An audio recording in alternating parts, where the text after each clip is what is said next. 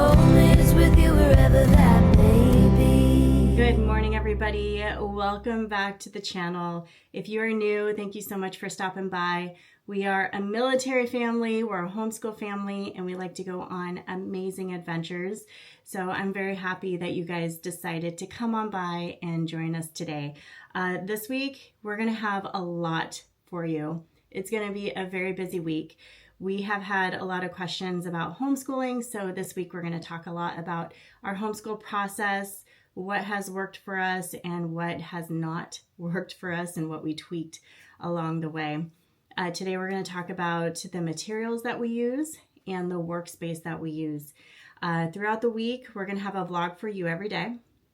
So we're going to talk about our weekly and daily schedule, because depending on the day and the curricular activities, extracurricular activities that the kids have, we do have to tweak the schedule a little bit, mostly on Tuesdays and Thursdays, and Fridays are a little bit different, but we'll get into that. We're going to talk about our morning routine and our evening routine, and we're also going to talk about homeschool resources that you may not know of, and the extracurricular activities that the kids are in. So we're going to talk about it all. If you guys have any questions at the end of the week or during a video, please leave a comment down below and I will get back to you with an answer. My goal is to answer any questions that you have in these videos, but keep in mind, we are a family that vlogs, so these videos will be in a vlog format, and I'm excited to bring all this content to you this week. But it's a busy week. We have a lot to do. Got to get started. I am here in our family office. I have been up very early working. I will get into our morning routine in another video this week, but I am finishing up here. Kids already had breakfast, they finished all their chores, and we're ready to start the day. So the first thing we got to do is get our reading done. 20 minutes per kid. Sometimes we'll add a little bit more time depending on how they're reading that day. Sometimes they get distracted and they just kind of gaze around the room. So I'm not feeling like they're really reading much. They're just kind of wasting time. So we'll kind of, extend the time when they're daydreaming a little bit. But 20 minutes of reading per kid usually. And then we have our puppy here. I could hear her behind me. Oh, she's underneath my desk. Belly, you want to go for a walk today? She's like, yes, yes, yes, yes. But time to get the day going, guys. Excited that you're here. Let's have a wonderful day, a blessed day, and happy Monday.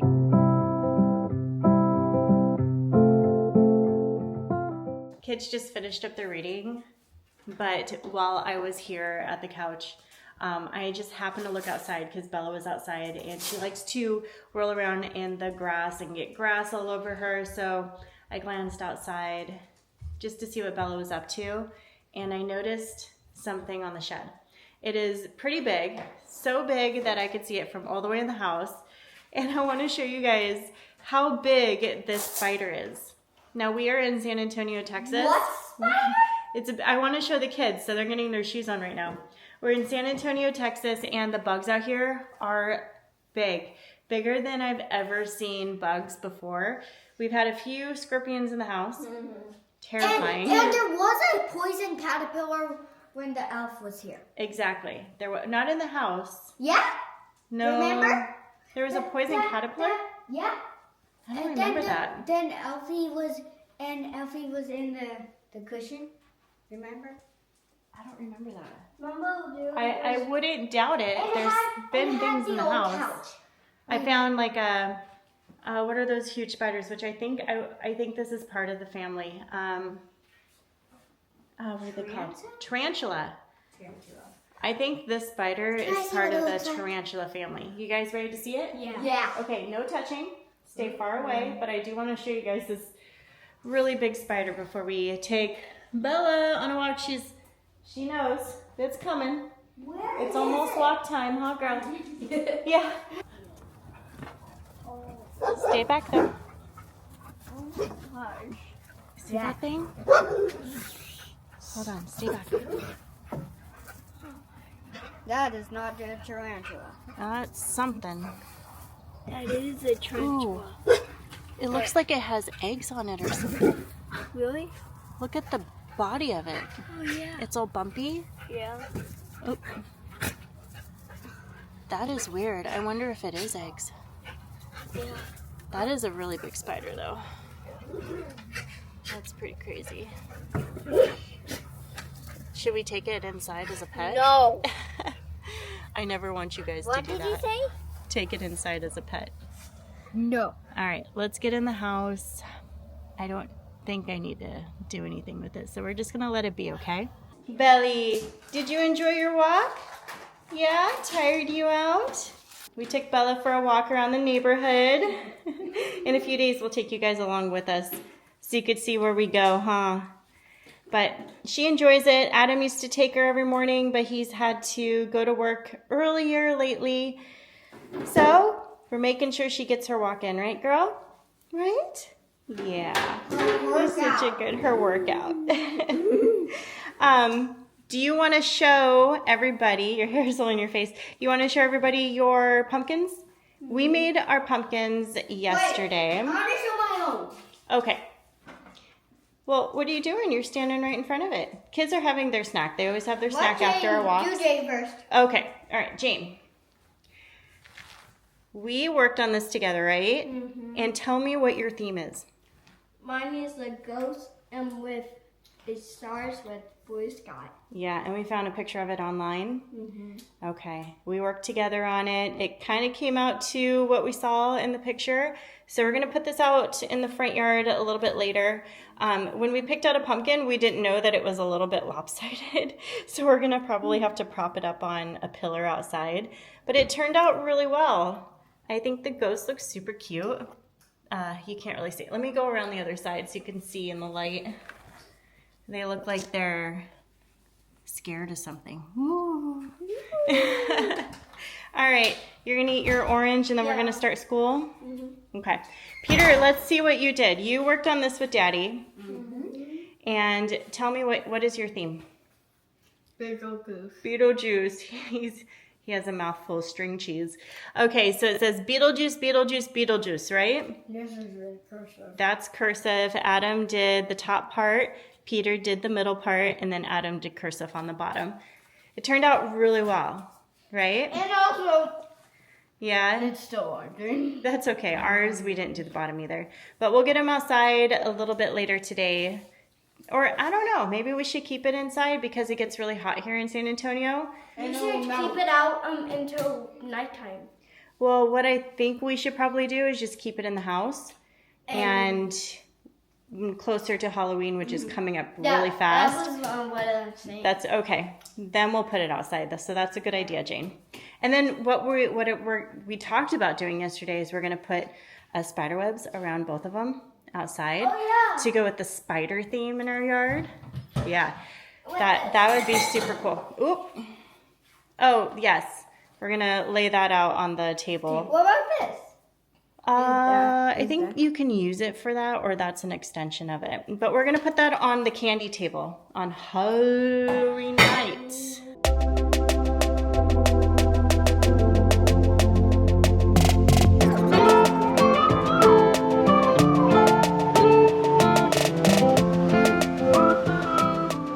We just finished up language arts. The kids are on a break. I thought this was a perfect opportunity to show you guys where we do most of our homeschool right now, but we do separate our space mostly between the dining room table, which I'll show you in a moment, and up here in the loft. We used to have a couch here, but we moved it down into the living room temporarily while we search for the ideal couch for that space. Ended up taking one of the tables out of the shed, and we're using this right now. It is just a plastic fold-up table, and I have been on the lookout on Facebook Marketplace for a very inexpensive wooden table or something like it, so that we can have a little bit more of a sturdier table here for homeschool. So we'll see what I'm able to find.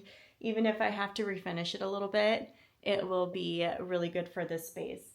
But the kids enjoy doing schoolwork up here in the loft more so than the living room or the dining room. And I enjoy it more so up here too because it keeps the downstairs much more cleaner throughout the day. And I find it a little bit less stressful. So all of the kids' activities end up staying up here in the loft rather than trickling downstairs where it gets very congested and we end up having things all over the place by the end of the day. And because I like an organized, clean space for our family to live in, I get very flustered when everything is just spread out downstairs. It's really easy to keep everything organized up here. So that is the table. I bring my laptop out because I can watch or look at the curriculum that the kids are using while they're looking through the books. I'll go over the curriculum that we have chosen for the kiddos in a moment, but wanted to show you guys this basic space. Our dog is underneath the table, if you could see her. She likes to hang out with us, so we bring her bed up here, and she just sleeps while we do our homeschooling. I'm going to flip the camera around so that you guys can see what we use for homeschool. It's very, very basic. Not much that you need really. Just some materials to get through and really just a bookshelf or some type of tray or a station with wheels that you can cart around. So I'm going to flip the camera around and show you guys a little bit more of what we have here. So in time, hopefully we have a better setup with the table, but we do have a lot of the kids' art supplies here. You can get this at like a dollar store. I think I did get this at a dollar store not too long ago, or Walmart. They sell this too. But I can keep all of their art stuff out. When school is done, the kids like to come up here to the table and do a lot of their craft or their puzzles. And they also have their little basket up here with all of the extra games or fidget toys, things that keep them busy. If they get bored, they'll come to the basket and they'll pick something to do. So I usually keep this on the table downstairs on the kitchen table, but it's up here for right now because the kids prefer to, chill up here.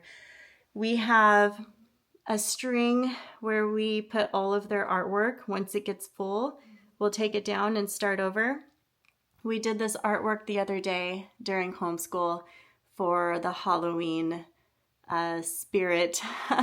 The kids wanted to make like a boiling pot of potions, so that was a very fun activity. We have the full video in our shorts.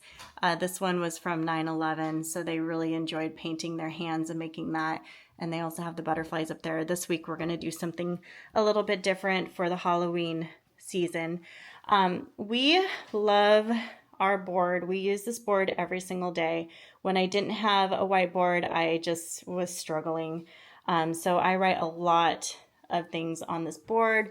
We have our markers, our eraser, and then it's also double-sided. So if I want to turn it around, and then we do have a lot of these little sheets that we use. We keep this one up because we use it almost every day for math.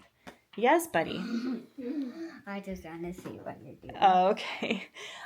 We do make this room a little bit of fun. Our lights just went out, so I got to take this down after Halloween. But those spiders, they're still ticking. We have our Xbox up here, but the kids don't play too much games. We probably turn it on maybe 5 times a year. But the kids have their own television up here. We do use it for homeschool every now and then. And in one of the videos this week, I will talk about a lot of the YouTube videos or the channels that we really enjoy using. The kids have some of their toys up here because it is their space, their loft. Down here we have our bins. So this is all of our homeschool supplies that we use, mostly artwork and extra homeschool supplies that we collect over the year. We are military, so they have a lot of school events for the kiddos where they hand out a lot of supplies. So when I need something, I'll just come into one of these bins and grab what I need, and we're good to go. And like I said, you don't need that much, so this stuff lasts forever. And I think a lot of this supplies is from 2 or 3 years ago. So I keep it all here in the bin. This bin will go underneath one of the kids' beds, and I'll just pull it out when I need it. Here is most of their artwork, well, some of the extra supplies that I couldn't fit in the other one. But this is some of the artwork that we've collected over time, or the material for artwork. So buttons, a lot of paints, which we ended up using yesterday to paint our pumpkins. These are kits for like a dream catcher that we will eventually get to. All their glues, more colored pencils, and so on. Anything they need to do a lot of painting. They have colored paints in here, and yeah, just really a lot more supplies.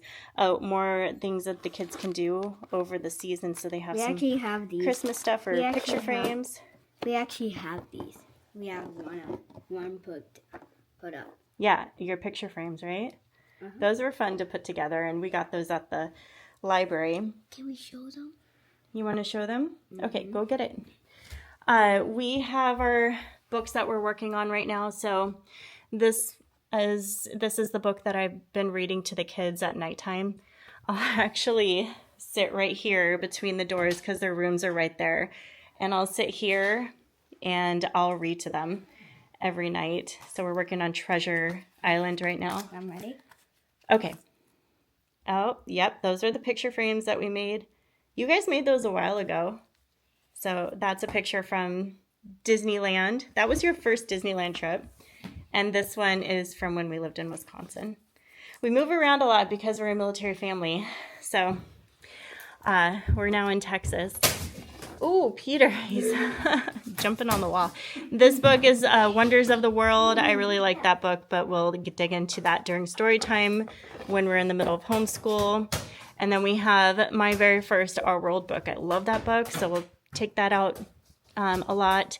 And then we have the Junior Atlas. That has a lot of great information. So during story time, yeah, dinosaurs, a whole bunch of stuff.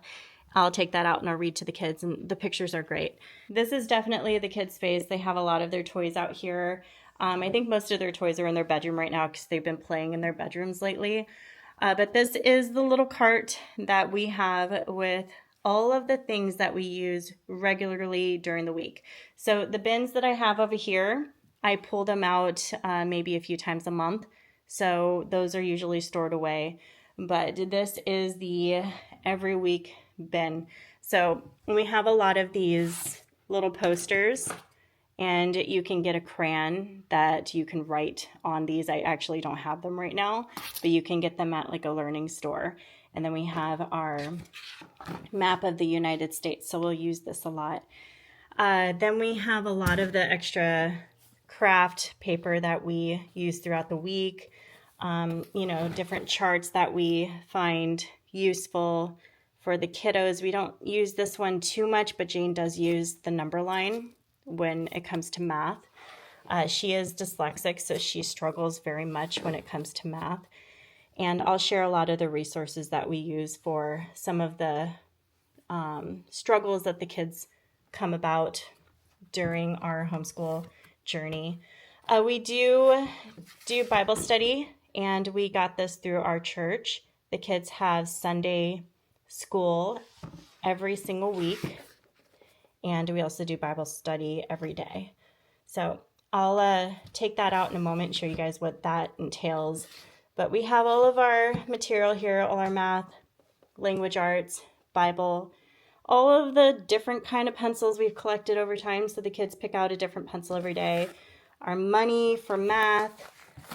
Let's see, glues that we need on a regular basis, flashcards, markers, different kinds of little games. Like that one is a build a word set. We'll actually take that one on our road trips. And then we have our science kit. We have multiple science kits downstairs in our closet. This is the one that we're currently working on when it's Science Day. But I'm going to take out these booklets and show you guys what kind of material or curriculum we've decided to use. Every day we have some form of Bible study. At lunchtime, the kiddos will watch Minnow on YouTube, which is fantastic. And then after lunch, we will dig into a little bit of Bible study. And this was given to us by our church. on Lackland Air Force Base. So it tells us every week what we need to do. So we are digging into chapter 14 this week, and we'll go directly to the booklet for chapter 14, and then we'll utilize this book and the Bible for each of the kids, and they really enjoy it. It has some great material in there, and we absolutely love Minnow. Now we use the Good and the Beautiful for our language arts and math. Jane does have an extra math booklet, which I'll show you guys in a minute. Because she's dyslexic, she does struggle with the Good and the Beautiful math book, but she does enjoy some of it. The kids are currently in 3rd grade, both of them. Peter advanced a little bit faster than Jane, so he is also in 3rd grade, even though he should be in 2nd. But the Good and the Beautiful is fantastic. It is a little bit more advanced in some areas, but the great thing about homeschool is you can tweak it to cater to the kids. So if the kids are not understanding something, we can take a little bit more time to really talk about the lessons and make sure that they understand it before we move on. Sometimes I do have to teach them separately. Like today, let me show you. What page were they on? Today I had to take them aside separately and have them read a paragraph of the book. So it was this one about a rabbit and how they were able to bond the rabbits together, because rabbits don't typically get along with each other. Once they meet each other, you have to go through a process. So the kids had to read this whole section, answer some questions, and decide which of the two were the best summary. And there are guidelines to what makes a really good summary. And then we went on to sentence building and handwriting. But sometimes I do have to take them separately and teach them a lesson, and then we'll come together in the end. But the Good and the Beautiful has worked really well for our family. We used Time for Learning at first, and it was just so difficult. It was computer-based. The kids were just flustered. I was flustered. Ultimately, we obviously didn't work out. We moved to the Good and the Beautiful. Now, you can get the PDF files on the website. Those are free to download. And we did that for a whole year, but our printer could not keep up with the demand, and we were just going through ink like crazy. So this year we decided to go ahead and get the booklets, because we found that it was cheaper to just get the booklets, and they come with beautiful pictures. And the kids enjoy this much, much more. They even have a little line, I don't know if you could see it in the film, but you can just push out the paper if the kids don't want the paper in the booklets. But I like to keep it all together for documenting. I save all the stuff that the kids do, just in case we move to a state where we need to, show proof that we've been educating our children and what kind of material we're using. We just don't know what we're going to run into as a military family. So I keep everything. But this is grade 2 math, and Peter is well into it. He didn't use the first part of the book because at this time we were still using the printouts. But Jane will be starting, oh, it's okay, honey. Jane will be starting this section very soon. So we'll be able to use the front part of the book for her. But what we found is this to work a little bit better for her. So we found this at, I think, Barnes & Noble. And it's 2nd grade math, very, very basic. It speaks to her more so than the Good and the Beautiful, but we still use the Good and the Beautiful from time to time. So when she's done with this book, we're probably going to move over to the Good and the Beautiful so she can get more practice with 2nd grade math before she moves on. So ultimately, Jane will probably be a little bit further behind than Peter when it comes to math, and that is perfectly fine. She does find this very helpful. It's the counting number line. So subtraction moves down to 0, addition moves up, and she just takes like a whiteboard marker, erase marker, and uses that to count with her subtraction and adding. We'll see what happens when she gets into more of the advanced math, but this has been working for her right now, and we'll just adjust as time goes on. Now, when the kids were in 2nd grade, we had their handwriting book, which is what they started their day off with. And all of that is available on Good and the Beautiful. It was a great handwriting book, but into 3rd grade, they started their spelling practice book. And over the summer, we're going to end up purchasing the handwriting book for 3rd grade, which is cursive. And I think by summer, they'll be well ready for it. But the spelling practice book goes along with all of the work in the language arts book. So every other lesson, the kids will go to their spelling book and do something in here. And they enjoy it very, very much. It breaks down the different kind of spelling rules, grammar. It has some fun riddles in there and some fun activities that the kids enjoy. So it's not a booklet that they're like, oh, do we have to do that again? It's more like, yay, we get to get into our spelling practice book. So this is a great addition into 3rd grade. But we really enjoy the Good and the Beautiful right now. It is working out for our family. And we'll see. Maybe we'll have to adjust later on down the road. But right now, in elementary school ages, this is a great curriculum. Some parents have argued that the Good and the Beautiful is a little bit more advanced for their kids, and I definitely agree. Like I said, there is a little bit of struggle in some days. Some days are great, some days are very difficult, but you can tweak it a little bit to cater to your kids. Every kid has a different learning style. Every kid learns at a different speed, and that is the benefit of homeschooling, so you can cater to your kids' individual needs. And it has been a huge benefit for the kids. Peter was doing pretty good when we took him out of public school. Jane was so far behind that it was scary. They talked about possibly pulling her back, but the way she was progressing so slowly, we were very worried that even pulling her back wasn't going to work. She really needed that individual time. She really needed that extra time also to hone in on what she wasn't understanding. And it's been a great thing for her. She is dyslexic, so school can often be very difficult for her. When we pulled her out of school, she wasn't even reading. And now she's reading chapter books. And she's gotten into the Babysitters Club, and she enjoys it very much. So by doing that, we're able to cater a little bit more to what she enjoys. And that is a huge benefit of homeschooling, among many other benefits. So we also have been able to understand our kids a little bit more. We know that Peter likes to build things and take things apart, put them together. He likes challenges. So we do cater his homeschooling to that. Jane, on the other hand, is more of a nurturing kid. She likes to take care of people, help out, and be around people. She does not like to be alone. She doesn't like to feel like she's falling behind, because then she will tweak herself or change her approach so that she looks like she's caught up.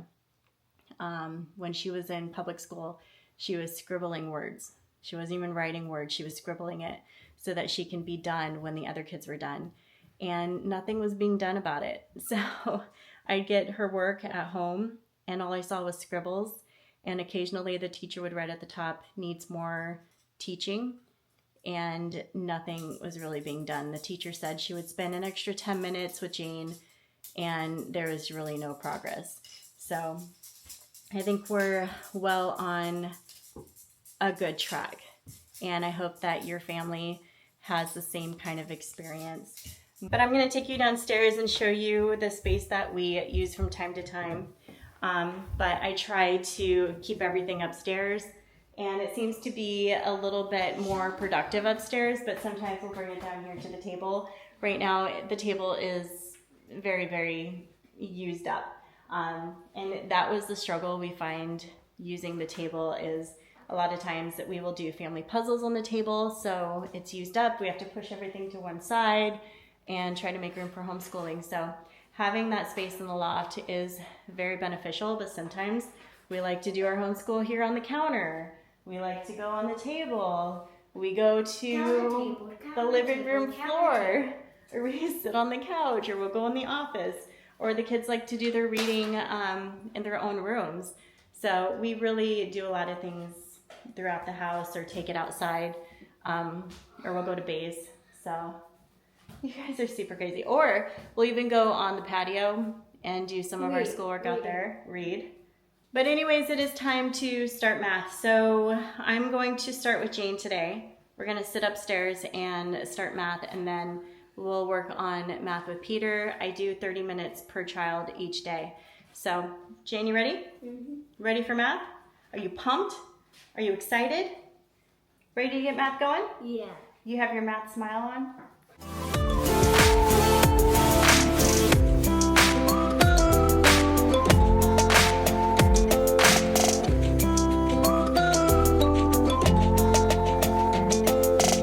We just finished lunch, and we finished math, and we finished everything else we have to do for school, but we haven't done STEM. Okay, today is STEM day. We just read this book. I'm gonna show you guys real quick what we read. Me and My Amazing Body. And I opened it up to one of the pages here because it has a skeletal system right here for the kids to use as a reference. So, are you guys ready to learn what we're doing today? The kitty cat? Okay, so you have your book for reference, you have a skull right in front of you, you have Q-tips, a white crayon, a black paper, and you have glue. What do you think you're going to do today? Make a body, make the head and a body. Kind of, but it is called a... We're making a whole thing of the body. Well, it's Halloween, and this is a Halloween STEM project. A Skeleton! Yes, good. A full body of the skeleton? Exactly. So you have a skull there. You're going to use it as a reference. So you're gonna draw a skull on the black paper. How tall is this? Not exactly. So you have to figure out how big the skull needs to be. Can it be that big on the paper and still put a body on it? No, it has to be smaller. I'll copy it. Well, you could copy it, but it needs to be smaller. So you have to make sure everything fits on the paper. My suggestion is to put it like Peter. See how Peter has the paper vertical? There you go. So I wanted to actually cut. Do you have another one of this? I don't, and I tried to shrink it and I couldn't, but I think it's really cool if you guys draw your own skeleton head, right? And then you're going to use your Q-tips to kind of make a skeletal system right underneath the head. Okay? And you have your glue. Yes, I will help you. All right, let's see them. Wow, Jane, looks amazing. Very, very cool. Was this fun? You dry. Yeah, we'll have to leave it on the table for a little bit longer so that it can dry, and we'll put it up on our string. Was this fun? Yeah! What did you learn from this? How the body works. How our body works, exactly. Oh, it is 1:30 and we are done with school. Every single day we work really hard to finish school by 1:30. And what I end up doing is going out in the garage and getting my workout done. I work out for about an hour a day, 5 days a week. So that is what I'm gonna go do. After I work out, it's usually go time for dinner. Today, since we have Cub Scouts, I have to get dinner out and ready to go and consumed pretty early in the day because we have our Cub Scout meeting at 5:30 and they usually last till 7. So by the time we get home, it's at least 7:30, maybe later, and that is way too late to be eating dinner because the kids' bedtime is 8 o'clock. So that is what the rest of our day looks like. Hope you guys enjoy the little tour of our work area and the material that we use for our homeschooling journey. Now tomorrow you guys are going to see the full schedule of our homeschool journey. Every day it is pretty packed until 1:30, and then depending on the day we'll have extracurriculars that we may or may not have to do. Kids are upstairs playing. I'm going to go ahead and get my workout done so I can get everything else we need to get done in the day. You're going to see a little bit more of that tomorrow. But thank you guys so much for tagging along with us today. Be sure to subscribe if you haven't already. Thumbs up the video and leave a comment. We love hearing from you guys. But with that, we're gonna say bye-bye. See you tomorrow, guys. Bye! Bye!